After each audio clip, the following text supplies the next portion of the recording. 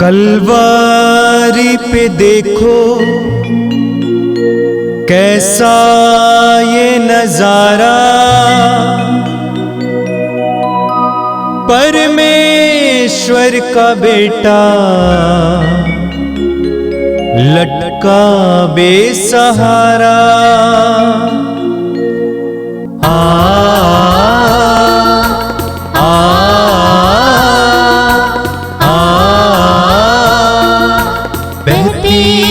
धारा जिसमें सबको मिले मुक्ति, बहती रक्त धारा जिसमें सबको मिले शांति, बहती रक्त धारा जिसमें सबको मिले मुक्ति, बहती रक्त धारा जिसमें सबको मिले शांति।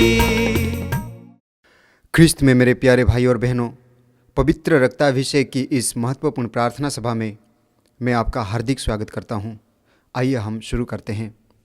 पिता, पुत्र और पवित्र आत्मा के नाम पर आमीन।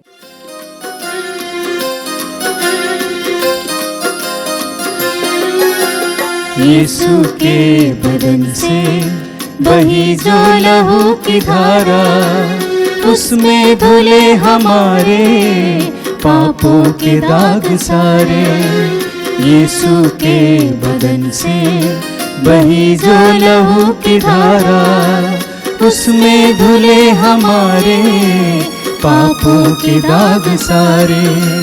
रख ले उसी में आशा, त्यज दे सभी निराशा, यीशु ही हमारे जीवन पार लगाए। रख ले उसी में आशा, त्यज दे सभी निराशा, यीशु ही हमारे जीवन पार लगाए। यीशु के बदन से बही जो लहू की धारा, उसमें धुले हमारे पापों के दाग सारे। यीशु के बदन से बही जो लहू की धारा, उसमें धुले हमारे पापों के दाग सारे। कृपया आप लोग मेरे पीछे दोहराइएगा।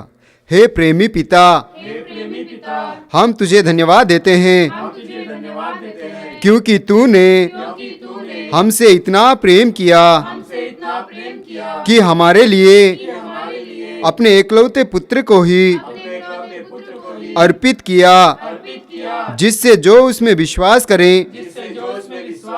उसका सर्वनाश ना हो, बल्कि अनंत जीवन प्राप्त हो। हे संसार के मुक्तिदाता प्रभु यीशु, हम तेरे पवित्र बलिदान के लिए तुझे धन्यवाद देते हैं। तूने कहा, यह प्याला मेरे रक्त का नूतन विधान है, यह तुम्हारे लिए बहाया जा रहा है। हम अंगीकार करते हैं कि हमारा उद्धार तेरे मूल्यवान रक्त की कीमत पर हुआ है। हम पर दया कर और हमें हर बंधन से मुक्त कर। आपका अनुवाक्य होगा, हे निर्दोष मेमने हम पर दया कर। हमारे पाप मिटाने के लिए क्रूस पर रक्त बहाने वाले, हमारे पापों का प्रायश्चित करने के लिए क्रूस पर रक्त बहाने वाले, हमारे शाप मिटाने के लिए क्रूस पर रक्त बहाने वाले, हमारे पापों का कलंक मिटाने क्रूस पर रक्त बहाने वाले, हमारे पापों की कीमत चुकाने क्रूस पर रक्त बहाने वाले, शैतान का हर कार्य नष्ट करने क्रूस पर रक्त बहाने वाले, हमें भरपूर जीवन देने क्रूस पर रक्त बहाने वाले, हमारे घायल दिलों को चंगा करने क्रूस पर रक्त बहाने वाले, रोगों से हमें चंगा करने क्रूस पर रक्त बहाने वाले, हमें पिता से मेल कराने क्रूस पर रक्त बहाने वाले, हमें एक दूसरे से मेल कराने क्रूस पर रक्त बहाने वाले, हमें प्रेम की शिक्षा देने क्रूस पर रक्त बहाने वाले, हमारे लिए स्वर्ग का द्वार खोलने क्रूस पर रक्त बहाने वाले, हमारे बंधनों को तोड़ने के लिए क्रूस पर रक्त बहाने वाले, हमारे आंसुओं को पोंछने के लिए क्रूस पर रक्त बहाने वाले, हमें धर्मी बनाने के लिए क्रूस पर रक्त बहाने वाले, हमें पवित्र करने के लिए क्रूस पर रक्त बहाने वाले, हमें सशक्त करने के लिए क्रूस पर रक्त बहाने वाले, हमें स्वतंत्र करने के लिए क्रूस पर रक्त बहाने वाले, हे ईश्वर के मेमने जो संसार के पाप हर लेता है, हे ईश्वर के मेमने जो संसार के पाप हर लेता है, हे ईश्वर के मेमने जो संसार के पाप हर लेता है। हम प्रार्थना करें। हे ईश्वर, तूने चाहा कि यीशु अपना रक्त बहाकर हमारे पापों का प्रायश्चित करें और हम विश्वास द्वारा उसका फल प्राप्त करें। हम तुझसे प्रार्थना करते हैं कि उनके पवित्र रक्त की योग्यता से इस संसार पर दया कर और हमें हर बंधन से छुड़ा दे।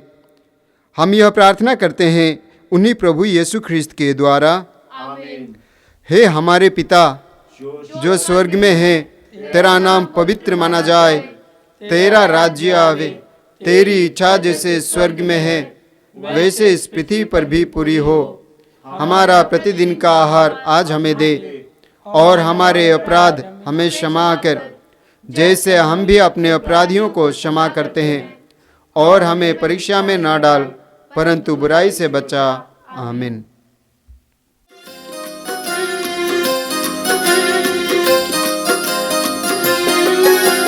यीशु के बदन से बही जो लहू की धारा, उसमें धुले हमारे पापों के दाग सारे। यीशु के बदन से बही जो लहू की धारा, उसमें धुले हमारे पापों के दाग सारे। रख ले उसी में आशा, त्यज दे सभी निराशा, यीशु ही हमारे जीवन पार लगाए। रख ले उसी में आशा, त्यज दे सभी निराशा, यीशु ही हमारे जीवन पार लगाए। यीशु के बदन से बही जो लहू की धारा, उसमें धुले हमारे पापों के दाग सारे। यीशु के बदन से बही जो लहू की धारा, उसमें धुले हमारे पापों के दाग सारे। बोलिए हालेलुया, हालेलुया, हालेलुया। यीशु की स्तुति हो, यीशु को धन्यवाद। पिता की स्तुति हो, पिता को धन्यवाद। पवित्र आत्मा की स्तुति हो, पवित्र आत्मा को धन्यवाद।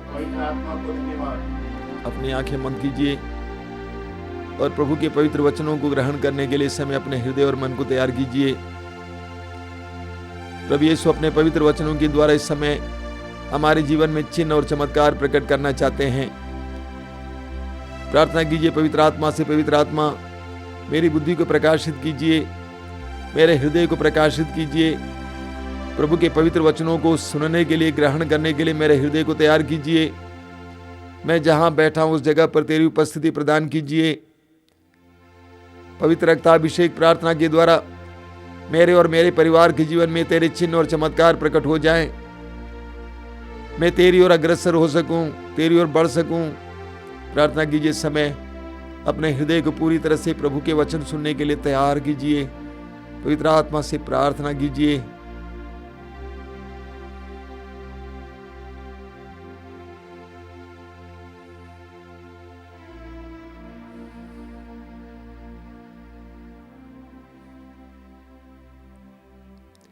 आंखें खोलें।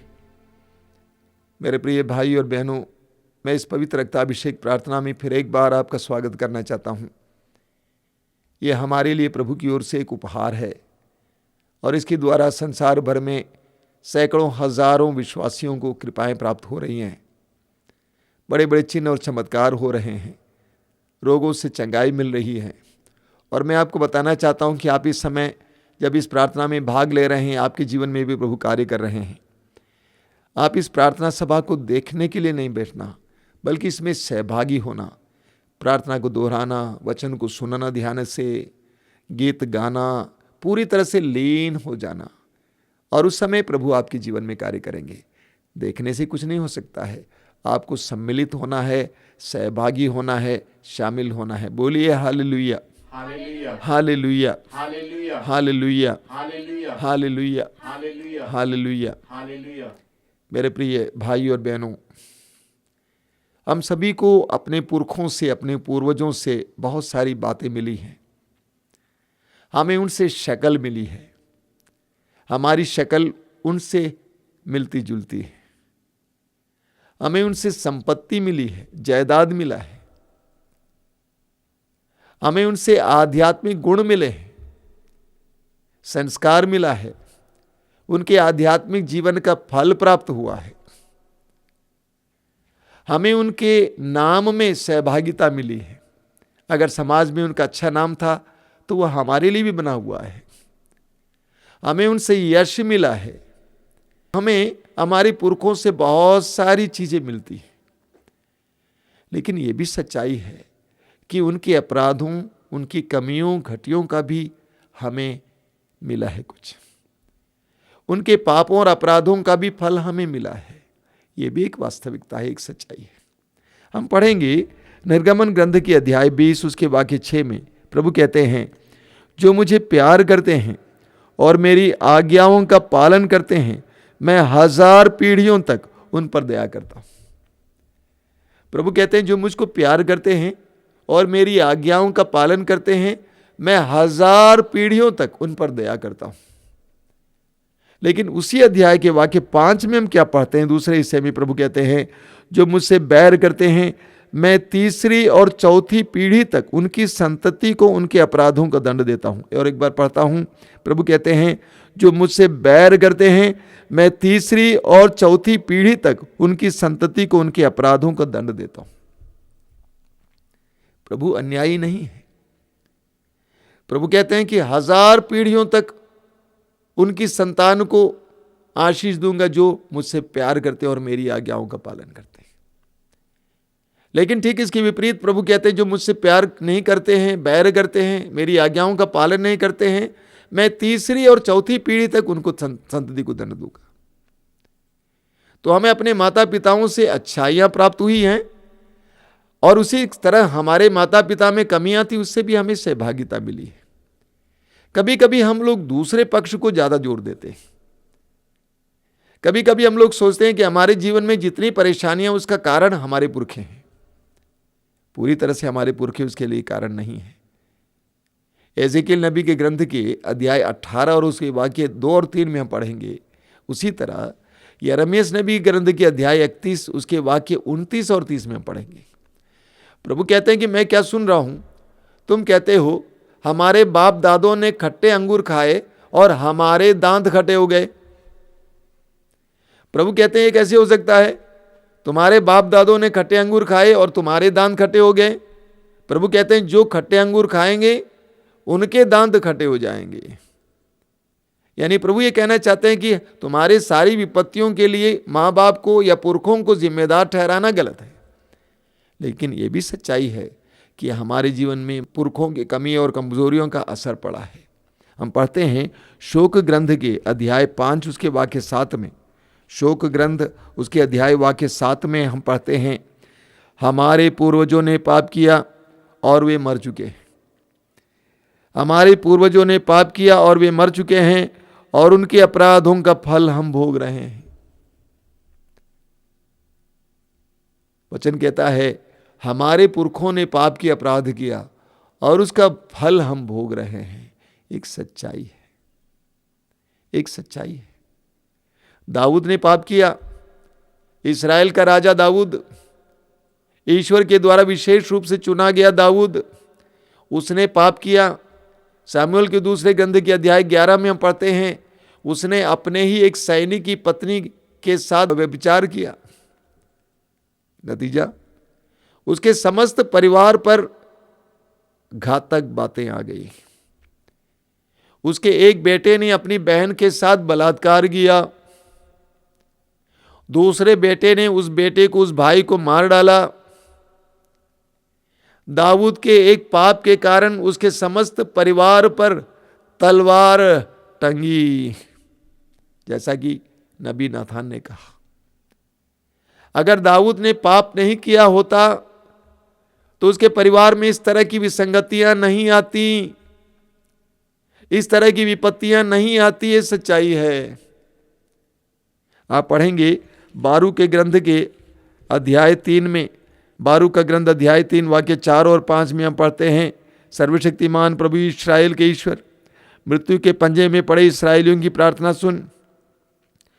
उन लोगों के पुत्रों की जिन्होंने तेरे विरुद्ध पाप किया, उन्होंने अपने ईश्वर की वाणी का तिरस्कार किया और इसीलिए हम विपत्तियों के शिकार बने। बारूक कहता है कि हमारे पुरखों ने तेरी वाणी का स्वीकार किया, उसके साथ विद्रोह किया, इसीलिए हम विपत्तियों के शिकार बने हुए हैं। आदम और हेवा की कहानी हम जानते हैं। आदम और हेवा ने ईश्वर की आज्ञा का उल्लंघन किया। आदम और हेवा ने ईश्वर की आज्ञा का उल्लंघन किया, उसका नतीजा क्या है? उनके परिवार पर भी इसका असर पड़ा। न केवल आदम और हेवा नंगे हो गए, प्रभु से भाग गए, वे अदन बगान से बाहर किए गए, बल्कि उनके परिवार पर भी उसका असर पड़ा। उनका ही एक बेटा काइन ने अपने भाई हाबिल की हत्या की। आदम और हेवा के पाप का असर आने वाली पीढ़ियों पर पड़ा है, हम तक आया है। जैसा कि रोमियों के पत्र के अध्याय 5 में संत पौलुस कहते हैं, एक ही व्यक्ति के द्वारा पाप इस संसार में आया, एक ही व्यक्ति के द्वारा पाप इस संसार में आया। जिस तरह हम पढ़ते हैं स्तोत्र ग्रंथ के 107 में, उसके वाक्य 10 और 11 में, जैसा कि हम पढ़ते हैं स्तोत्र 107 उसके वाक्य 10 और 11 में, कुछ लोग अंधकार और मृत्यु की छाया में बैठे थे, दुखी और बेड़ियों से जकड़े हुए थे, क्योंकि उन्होंने ईश्वर की वाणी से विद्रोह और सर्वोच्च प्रभु की योजना का तिरस्कार किया था। आदम और हेवा ने प्रभु की वाणी से विद्रोह किया, प्रभु के आदेश का पालन नहीं किया और आदम और हेवा के परिवार पर इसका असर पड़ा। एक सच्चाई है। तो हमारे माता पिताओं, हमारे पुरखों के पापों और अपराधों का असर हमारे परिवार पर पड़ा, ये एक बहुत बड़ा बंधन है। लेकिन हमारी सारी विपत्तियों, सारी परेशानियों के लिए उनको जिम्मेदार ठहराना भी गलत है। लेकिन ये सच्चाई है कि उनके अपराधों का असर हमारे ऊपर पड़ा है। हम पढ़ेंगे दानियल के ग्रंथ के अध्याय 9 में, उसके वाक्य 16 में दानियल कहते हैं, प्रभु हम तेरे मुक्तिप्रद कार्यों को स्मरण कर प्रार्थना करते हैं कि तू रुष्ट न होकर अपने निजी नगर यरूशलेम, अपने पवित्र पर्वत पर से अपना कोप हटा ले। हमारे अपने पापों के कारण और हमारे पूर्वजों के अपराधों के कारण यरूशलेम और तेरी पवित्र प्रजा सब पड़ोसी देशों में उपहास के पात्र बन गए हैं। मैं पढ़ूंगा और एक बार, हमारे अपने पापों के कारण और हमारे पूर्वजों के अपराधों के कारण यरूशलेम और तेरी पवित्र प्रजा सब पड़ोसी देशों में उपहास के पात्र बन गए हैं। दानियल कहते हैं, हमारे पापों के कारण और हमारे पुरखों के पापों के कारण हम विदेशियों के उपहास के पात्र बन गए हैं। एक छोटा सा उदाहरण लीजिए। एक इंसान जो शराबी है, उसके शराब की आदत के कारण उसका परिवार बर्बाद हो जाता है, उसके बच्चों का भविष्य बर्बाद हो जाता है। क्या ये सच्चाई नहीं है? सच्चाई है। आने वाली पीढ़ियां बर्बाद हो जाती हैं। क्या सच्चाई नहीं है? सच्चाई है। कई परिवारों में हमें देखने को मिलता है, पीढ़ी दर पीढ़ी परेशानियां हैं, समस्याएं हैं, घरों में बंधन हैं, उसके लिए एक कारण हमारे पुरखे भी हो सकते हैं, हमारे पुरखों का अपराध हो सकता है। इसलिए आज हमें अपने पुरखों के पापों के अपराधों के क्षमा के लिए प्रार्थना करने की जरूरत है। आज हम विश्वासी हैं, वे विश्वासी शायद नहीं थे, उनके अंदर कई प्रकार की कमियां थी, कमजोरियां थी, कई प्रकार के पाप थे, अपराध थे। उनके पापों के लिए प्रभु के सामने आज विश्वासी होते हुए प्रार्थना करना, दया की याचना करना, क्षमा की याचना करना हमारा कर्तव्य है। हालांकि वे मर चुके हैं, उनकी ओर से प्रभु से क्षमा मांगना हमारा कर्तव्य है। कलीसिया में मृतकों के लिए प्रार्थना करने की प्रथा है, पहले से ही मृतकों के लिए प्रार्थना करने की प्रथा, क्योंकि हम लोग विश्वास करते हैं कि हमारा पुनरुत्थान होगा, हम विश्वास करते हैं कि हमारा न्याय होगा। इसलिए हम अपने पुरखों के लिए निरंतर प्रार्थना करते हैं, हमारे परिवार से बिछड़े हुए लोगों के लिए निरंतर प्रार्थना करते हैं। हमें मकाबियों के दूसरे ग्रंथ के अध्याय 12 में पढ़ने को मिलता है, यूदा के नेतृत्व में प्रभु की जनता यहूदी अपने दुश्मनों से लड़े, दुश्मनों को हराए, लेकिन उनमें से कुछ लोग मारे गए युद्ध के समय। और यूदा अपने लोगों के साथ जाकर निरीक्षण करता है, उसने देखा कि जितने हमारे भाई लोग मारे गए उन सभी लोगों ने अपने शरीर में तावीज बांध के रखा था।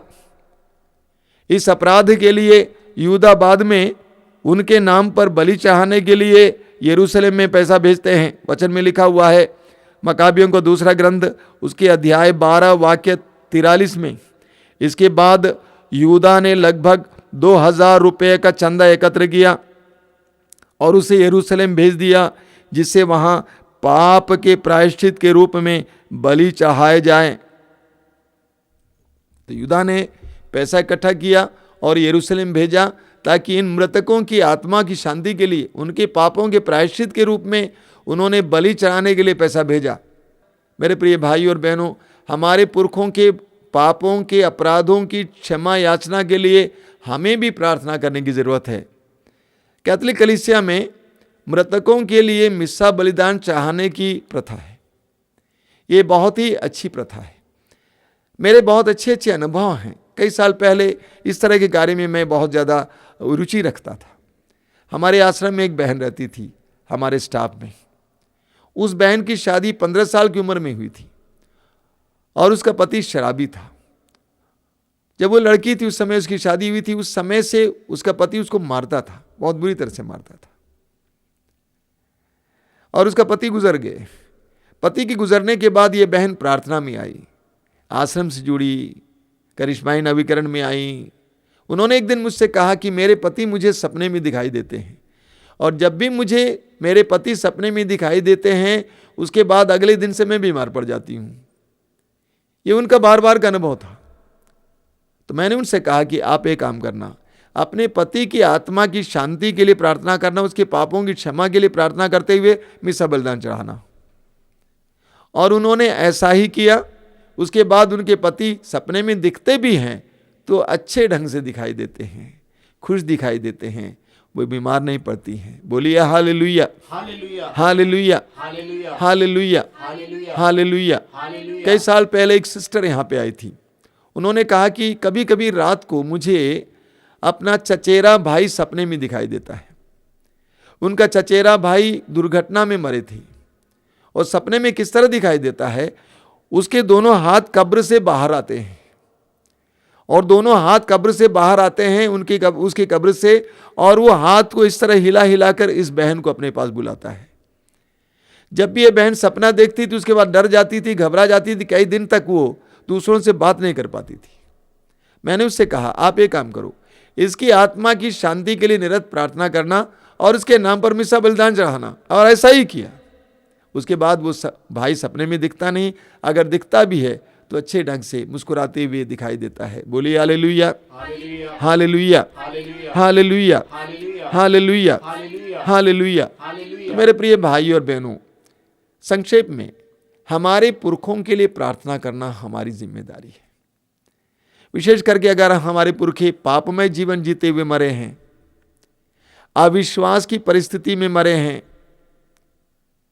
अनैतिक जीवन जीते थे, अगर हमारे पुरखों में से किसी ने किसी का कत्ल किया है या आत्महत्या किए हैं, घर से कहीं बाहर भटक गए हैं और वहाँ पर अनजाने में मरे हैं, अनजान परिस्थिति में मरे हैं, किसी को बराबर सताते थे और सताते हुए मरे हैं, या आपके परिवार में किसी को बराबर सताते थे, ऐसी परिस्थिति में मरे हैं, अक्षमा की परिस्थिति में मरे हैं, लोगों को क्षमा नहीं कर पाए, बिना क्षमा किए मरे हैं, ऐसी दुखद जिनको मृत्यु मिली है, अशांत मृत्यु मिली है, ऐसे पुरखों और रिश्तेदारों के लिए हमें प्रार्थना करने की जरूरत है।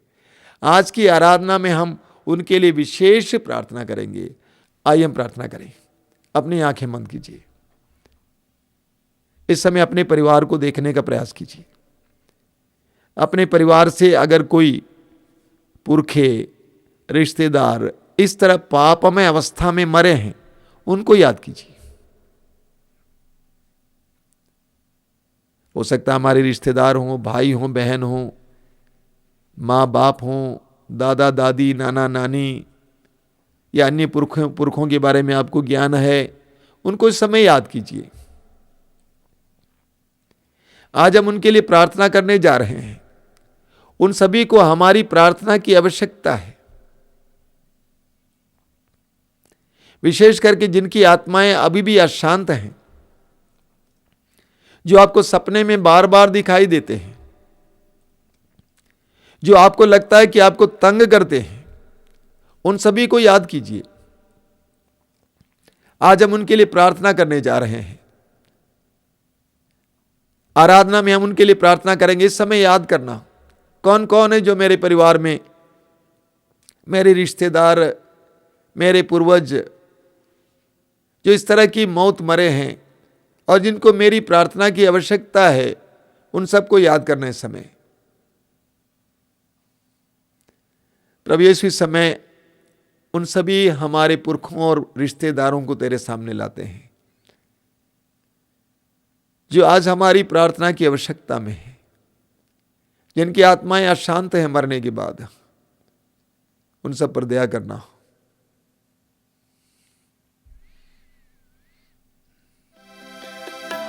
आज की आराधना में हम उनके लिए विशेष प्रार्थना करेंगे।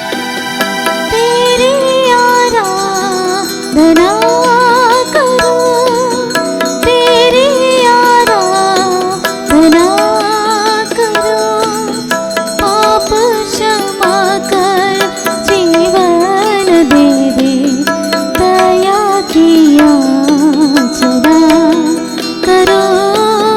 तेरी आराधना करूं, तेरी आराधना करूं, पाप क्षमा कर जीवन दे दे, दया की याचना करूं। तेरी आराधना करूं।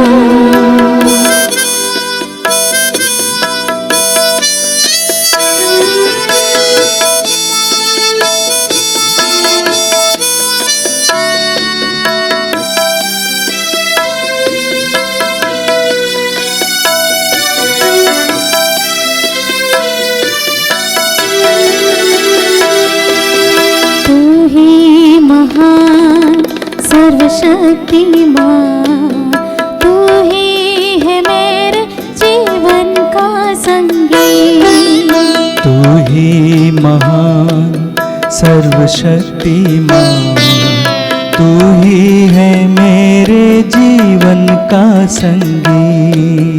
हृदय के तार छेड़े झंकार, हृदय के तार छेड़े झंकार, तेरी आराधना है मधुर गीत, जीवन से मेरे तू महिमा पाए, एक ही कामना करूं, पाप क्षमा कर जीवन दे दे, दया की याचना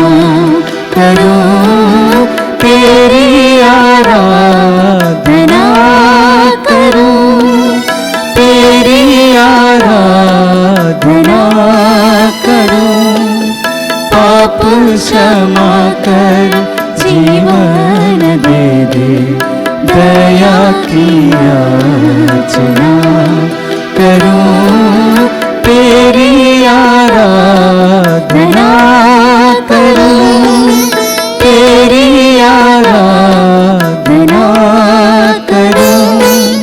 पाप क्षमा कर जीवन दे दे, दया की याचना करूं, तेरी आराधना करूं।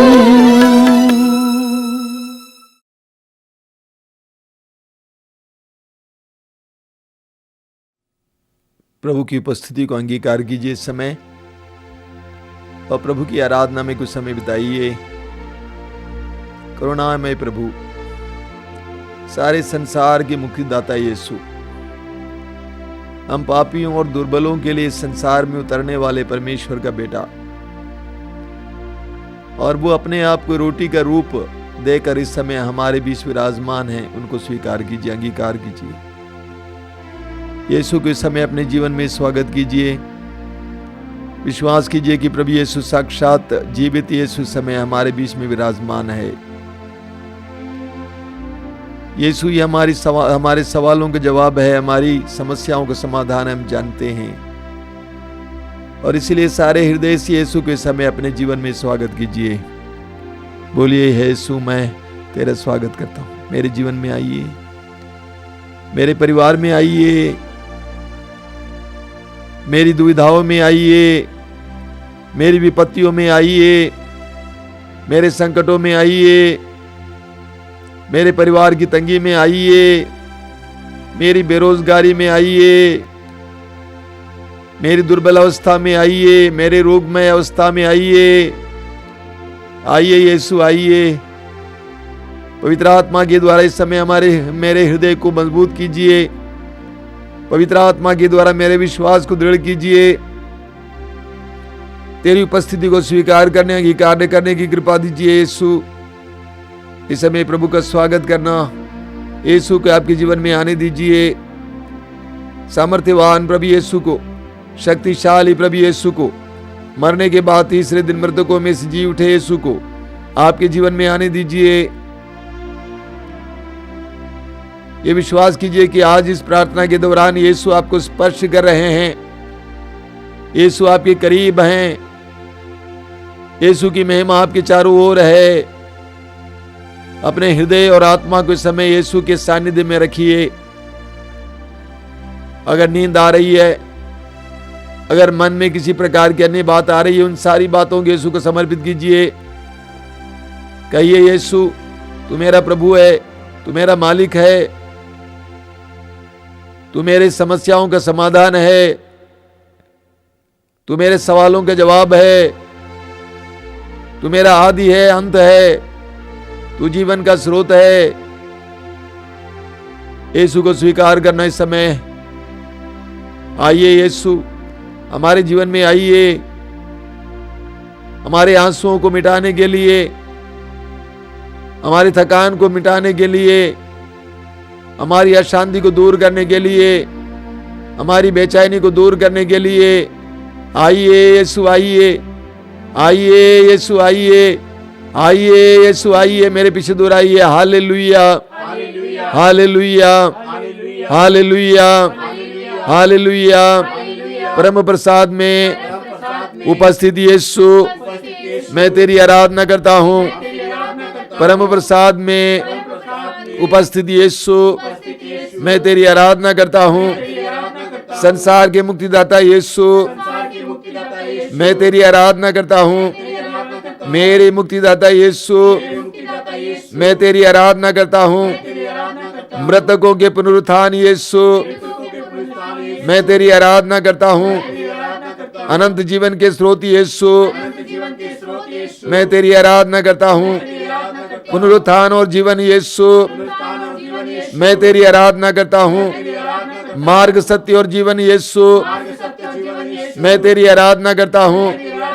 पिता के इकलौते यीशु, पिता के इकलौते पुत्र यीशु, मैं तेरी आराधना करता हूँ। मरने के बाद तीसरे दिन पुनर्जीवित यीशु, मैं तेरी आराधना करता हूँ।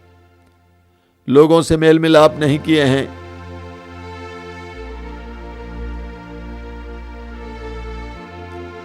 जो बहुत ज्यादा रोगी होकर मरे हैं कोसते हुए,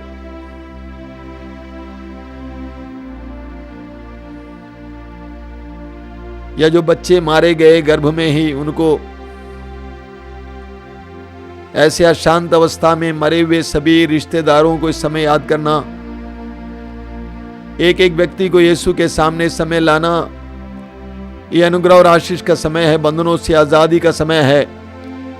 जब उनको शांति मिलेगी, आपको भी शांति मिलेगी। हो सकता है आपकी कई समस्याएं उनसे जुड़ी हुई हों, उनको शांति मिलेगी, आपको भी शांति मिलेगी। यीशु के सामने एक एक ऐसे व्यक्ति को लाइए इस समय, आंखें बंद रख के उनको समर्पित कीजिए और अपने हृदय की गहराई से प्रभु से उनकी ओर से माफी मांगिए। बोलिए, प्रभु वो नहीं जानते थे, वो ऐसी अवस्था में मरे हैं, प्रभु उनके अपराधों के लिए मैं तुझसे क्षमा याचना करता हूं।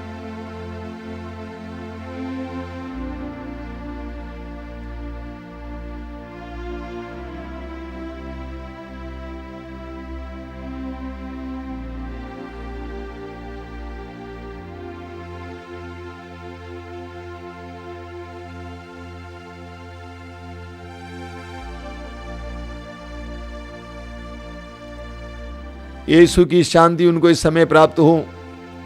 संसार के मुक्तिदाता यीशु उन पर दया करें और उन्हें अनंत शांति प्रदान करें। एक एक व्यक्ति को यीशु को समर्पित करते जाइए, प्रभु से उनके लिए माफी मांगते जाइए।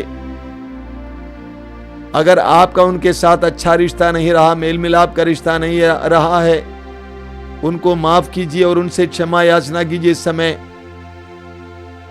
मृतक रिश्तेदारों के साथ मेल मिलाप कीजिए। इस समय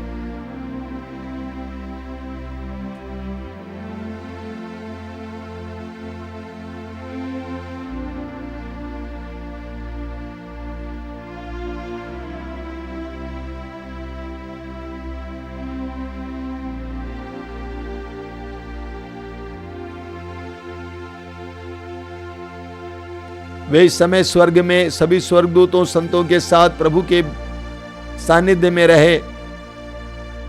उनके लिए प्रार्थना करते हुए, दोनों हाथ ऊपर की ओर उठाते हुए, अपने हृदय की गहराई से उन सब के लिए प्रभु को धन्यवाद देते हुए, उनको प्रभु के हाथ में समर्पित करते हुए प्रभु की स्तुति और आराधना करते जाइए। हालेलुया, हालेलुया, हालेलुया,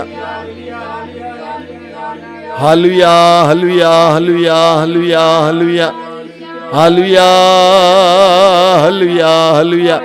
अनंत शांति दीजिए, अनंत शांति दीजिए यीशु, अनंत शांति दीजिए यीशु, अनंत शांति दीजिए यीशु।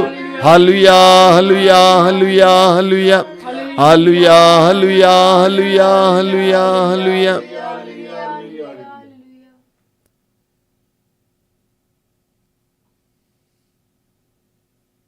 हमारे बीच में जो रोगी हैं उनके लिए हम प्रार्थना करेंगे।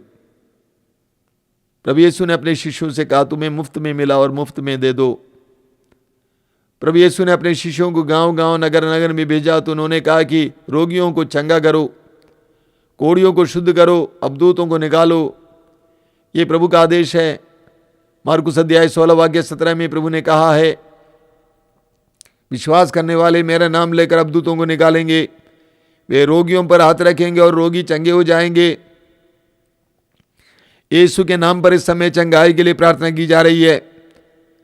यीशु के नाम में शक्ति है, सामर्थ्य है, क्योंकि यीशु ईश्वर के पुत्र का नाम है, मृत्यु को हराने वाले का नाम है। उस यीशु के नाम पर हम इस समय प्रार्थना करेंगे। आपके शरीर में जहां कहीं भी पीड़ा है, इस समय अपनी पीड़ा को यीशु को समर्पित करना, अपने रोग को इस समय यीशु को समर्पित करना, यीशु के पवित्र वचनों पर विश्वास करना। प्रभु यीशु ने कहा, आकाश और पृथ्वी टल जाए तो टल जाएं, लेकिन मेरी वाणी नहीं टलेगी। प्रभु यीशु ने कहा, निरोगों को नहीं, रोगियों को वैद्य की जरूरत होती है। यीशु वैद्यों के वैद्य हैं, डॉक्टरों के डॉक्टर हैं। यीशु ने शब्द मात्र से अबदूतों को निकाला और सब रोगियों को चंगा किया। मत्ती अध्याय 8 वाक्य 16 में हम पढ़ते हैं। उस यीशु के सामर्थ्य पर विश्वास करना, इस समय अपने रोग को यीशु के हाथ में समर्पित करना। यीशु के हाथ में समर्पित करते हुए इस समय प्रार्थना करना, प्रभु यीशु मेरी तरह इस संसार में हजारों रोगी हैं, उन पर भी दया करना, ना केवल मुझे चंगा करना बल्कि उन पर भी दया करना, उन्हें भी चंगा करना। यीशु उनको तेरी स्तुति करने की कृपा देना, उन रोगों से मुक्त करना, स्वतंत्र करना। इस समय प्रार्थना करना उनके लिए और अपने लिए भी प्रार्थना कीजिए। इस समय विश्वास कीजिए, इस समय यीशु आपके जीवन में चमत्कार कर रहे हैं, यीशु आपके जीवन में चंगाई ला रहे हैं, यीशु आपको बंधनों से आजाद कर रहे हैं। एक दृढ़ विश्वास लाइए इस समय यीशु में, और इस समय अपने हाथ को उस जगह रखिए जहां पे दर्द और पीड़ा है, और इस समय स्वतंत्र होकर प्रभु की स्तुति और आराधना करते जाएंगे। Hallelujah hallelujah hallelujah hallelujah hallelujah hallelujah hallelujah hallelujah. स्वतंत्र रूप से, स्वतंत्र रूप से, स्वतंत्र रूप से चलमी हालेलुया हालेलुया हालेलुया हालेलुया। यीशु के नाम पर, यीशु के शक्तिशाली नाम पर बंधनों से आजादी मिले, बंधनों से आजादी मिले, बंधनों से आजादी मिले, बंधनों से आजादी मिले, रोगों से मुक्त मिले, हर प्रकार के रोग से मुक्ति मिले। Hallelujah hallelujah hallelujah.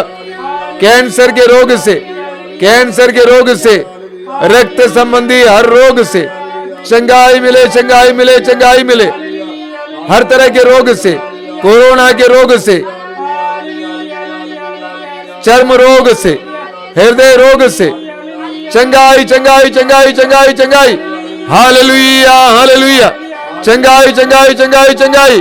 Hallelujah hallelujah.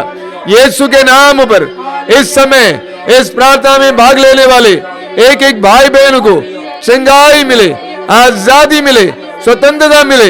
Hallelujah hallelujah hallelujah hallelujah hallelujah hallelujah hallelujah hallelujah hallelujah hallelujah hallelujah hallelujah hallelujah. चिंता नहीं करना, चिंता नहीं करना। प्रभु कहते हैं अपनी परिस्थिति को मुझे सौंप देना, चिंता करना बंद करना। चिंता करने से तुम में से कौन अपनी आयु को पल भर भी बढ़ा सकता है? चिंता नहीं करना, समर्पित करना। अपनी परिस्थिति को प्रभु को समर्पित कीजिए। आंख के विभिन्न प्रकार के रोगों से प्रभु यीशु इस समय कई लोगों को चंगाई दे रहे हैं। आंख से, आंख की समस्याओं से चंगाई।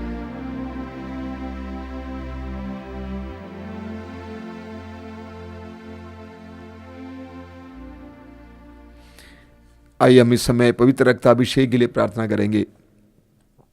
उस गीत के साथ जुड़कर आप मेरे साथ प्रार्थना करेंगे। अभिषेक दीजिए, अभिषेक दीजिए, पावन लहू का अभिषेक दीजिए।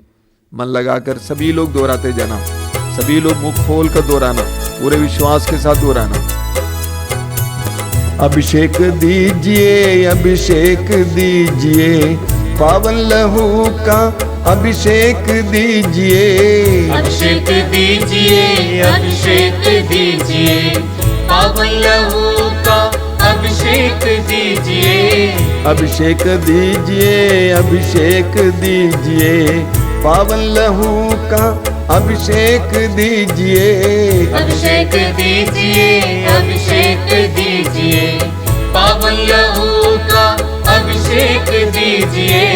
पाप अधर्म से भारी है धरती, पाप मिटाने अभिषेक दीजिए। अभिषेक दीजिए, अभिषेक दीजिए, पावन लहू का अभिषेक दीजिए। युद्ध और विनाश का अंधेरा है छाया, शांति दिलाने अभिषेक दीजिए। अभिषेक दीजिए, अभिषेक दीजिए, पावन लहू का अभिषेक दीजिए। जकड़ा है मानव पापों के जाल में, बंधन तोड़ने अभिषेक दीजिए। अभिषेक दीजिए, अभिषेक दीजिए, पावन लहू का अभिषेक दीजिए। अश्लीलता का बादल घनेरा पवित्र करने अभिषेक दीजिए। अभिषेक दीजिए, अभिषेक दीजिए, पावन लहू का अभिषेक दीजिए। पाप मिटाने, शाप मिटाने, पावन लहू का अभिषेक दीजिए। अभिषेक दीजिए, अभिषेक दीजिए, पावन लहू का अभिषेक दीजिए। रोग मिटाने शोक मिटाने पावन लहू का अभिषेक दीजिए। अभिषेक दीजिए, अभिषेक दीजिए, पावन लहू का अभिषेक दीजिए। कोरोना वायरस को जड़ से मिटाने पावन लहू का अभिषेक दीजिए।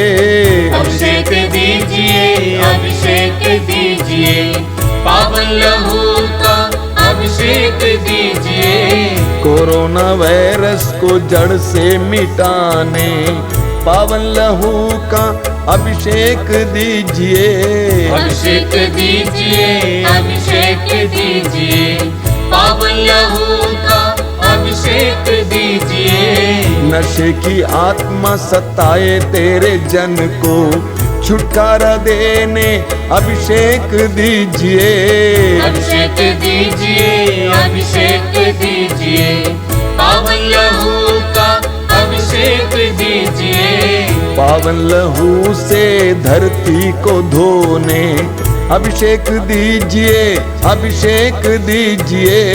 अभिषेक जोर से गाइए। अभिषेक दीजिए, पावन लहू का अभिषेक दीजिए। पावन लहू से घर घर को धोने अभिषेक दीजिए, अभिषेक दीजिए। अभिषेक दीजिए, अभिषेक दीजिए, पावन लहू का अभिषेक दीजिए। पावन लहू से घर घर को धोने अभिषेक दीजिए, अभिषेक दीजिए। अभिषेक दीजिए, अभिषेक दीजिए, पावन लहू का अभिषेक दीजिए। पावन लहू से हर दिल को धोने अभिषेक दीजिए, अभिषेक दीजिए। अभिषेक दीजिए, अभिषेक दीजिए, पावन लहू का अभिषेक दीजिए। पावन लहू से हर तन को धोने अभिषेक दीजिए, अभिषेक दीजिए। अभिषेक दीजिए, अभिषेक दीजिए, पावन लहू का अभिषेक दीजिए। अभिषेक दीजिए, अभिषेक दीजिए, पावन लहू से अभिषेक दीजिए। अभिषेक दीजिए, अभिषेक दीजिए, पावन लहू का अभिषेक दीजिए। अभिषेक दीजिए, अभिषेक दीजिए, पावन लहू का अभिषेक दीजिए। अभिषेक दीजिए, अभिषेक दीजिए, बार बार पावन लहू बार बार अभिषेक दीजिए। एक साथ गाते जाएंगे। अभिषेक दीजिए, अभिषेक दीजिए, पावन लहू का अभिषेक दीजिए। अभिषेक दीजिए, अभिषेक दीजिए, पावन लहू का अभिषेक दीजिए। अभिषेक दीजिए, अभिषेक दीजिए, पावन लहू का अभिषेक दीजिए।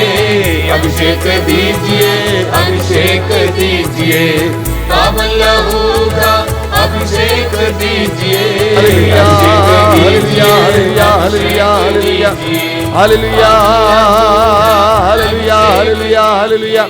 अभिषेक, अभिषेक, अभिषेक, अभिषेक, तेरे पवित्र रक्त का अभिषेक हमें दीजिए यीशु। सारी धरती को दीजिए यीशु, हर एक घर को दीजिए यीशु। चल मियाला, हालेलुया, हालेलुया, हालेलुया। अभिषेक, अभिषेक, अभिषेक, अभिषेक, अभिषेक, तेरे पवित्र रक्त का अभिषेक Yeshu. Hallelujah, hallelujah, hallelujah, hallelujah, hallelujah, hallelujah, hallelujah, hallelujah. मौन होकर पवित्र रक्त के अभिषेक अनुभव कीजिए। प्रभु यीशु आपके शरीर को अपने पवित्र रक्त से शुद्ध और पवित्र करे। यीशु को अपने शरीर को स्पर्श करने दीजिए, शुद्ध और पवित्र करने दीजिए। यीशु तेरे पवित्र रक्त मेरी सुरक्षा है, मेरा संरक्षण है। मुझे इस समय स्पर्श कर, मुझे ढक दीजिए तेरे पवित्र रक्त से। मेरे घर को तेरे पवित्र रक्त से सुरक्षा दीजिए।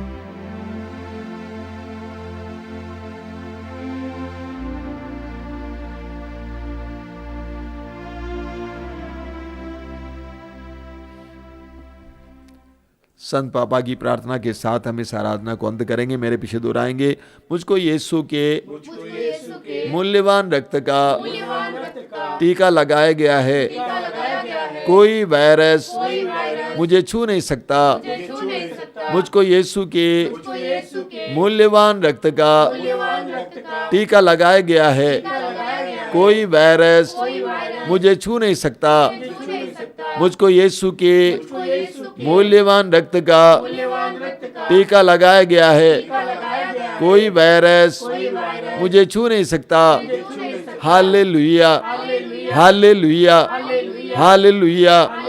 यीशु का पवित्र रक्त मेरी रक्षा करता है। यीशु का पवित्र रक्त मेरी रक्षा करता है। यीशु का पवित्र रक्त मेरी रक्षा करता है। Hallelujah, hallelujah, hallelujah, hallelujah. हम पवित्र संस्कार की आशीष ग्रहण करेंगे।